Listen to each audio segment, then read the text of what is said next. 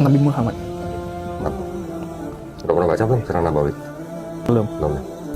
Kenapa Nabi Muhammad itu harus ada dan kenapa dia lahir?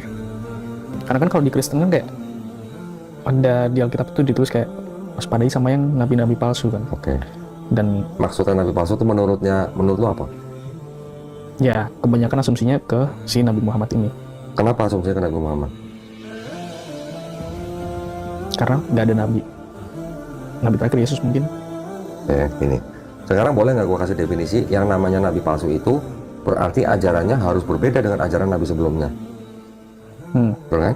Kalau ajaran nabi setelah Yesus atau setelah nabi seseorang yang bilang akan ada nabi lagi, tapi dia ajaran yang sama dengan ajaran nabi sebelumnya, bisa nggak disebut nabi palsu?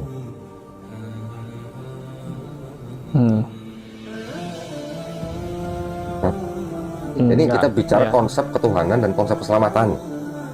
Nggak bisa. Bukan hukum nih, bukan syariat nih. Kalau Kristen menganggap Paulus adalah nabi atau rasul setelah Yesus, terus Nabi Muhammad SAW dianggap sebagai nabi palsu, kita bandingin aja Yesus, Paulus, dan Nabi Muhammad.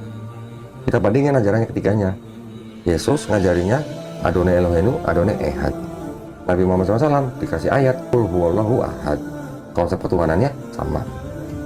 Yesus bilang kalau mau masuk surga bertobat, atau bilangnya apa, kalau lu nggak bertobat lu nggak masuk surga.